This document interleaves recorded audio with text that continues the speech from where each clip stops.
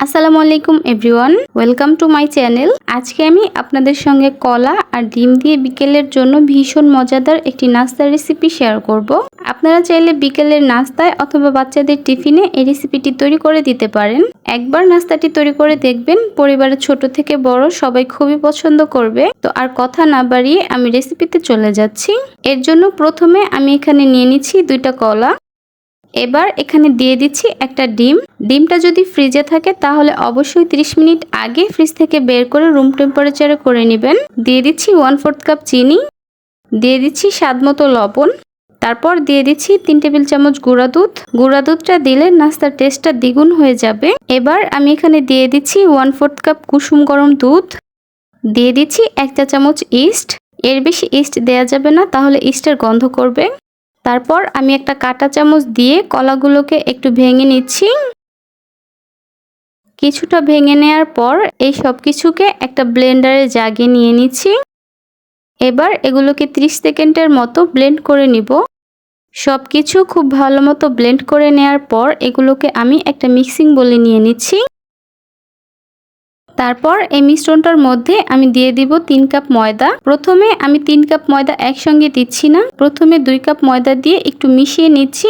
তারপর আমি আরো 1 কাপ ময়দা এখানে অ্যাড করছি। আমি অল্প অল্প করে ময়দা দিয়ে একটা ডো তৈরি করে নিচ্ছি। এবার এখানে দিয়ে দিচ্ছি 1 টেবিল চামচ পরিমাণ তেল। এখন এই তেলটাকেও ডোটার সঙ্গে খুব ভালো মতো মিশিয়ে নিচ্ছি। এই যে আমার এখানে সফট একটা ডো তৈরি হয়ে গেছে। এবার এই ডোটাকে আমি ঢেকে ঘরে যে কোনো একটা গরম জায়গায় 20 মিনিটের জন্য রেস্টে রেখে দিচ্ছি। আপনারা চাইলে এই ডোটাকে বেশি ফোলানোর জন্য 1 ঘন্টার জন্য রেস্টে রেখে দিতে পারবেন। প্রায় 20 মিনিটের মতো রেস্টে রাখার পর আমি ঢাকনাটা তুলে নিচ্ছি। আমার এই ডোটা এখন অনেকটাই ফুলে উঠেছে। এবার এই ডোটাকে আমি ভালো মতো মথে এর ভিতরের বাতাসটাকে বের করে নিচ্ছি।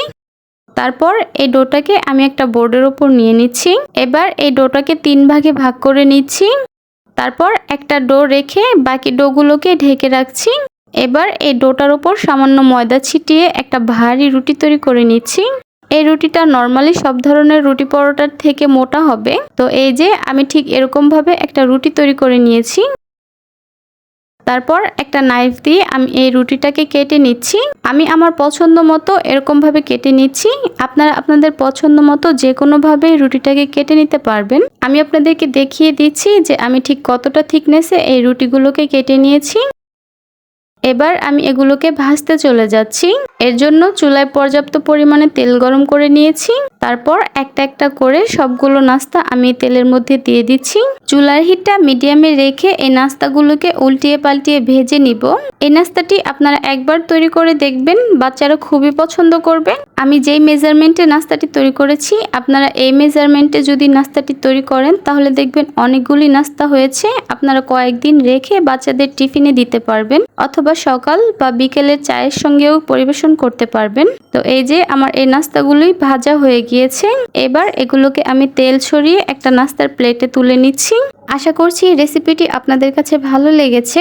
ভালো লাগলে চ্যানেল সাবস্ক্রাইব করে পাশেই থাকবেন। তাহলে আজ এ পর্যন্তই। সবাই অনেক বেশি ভালো থাকবেন, সুস্থ থাকবেন। আল্লাহ হাফেজ।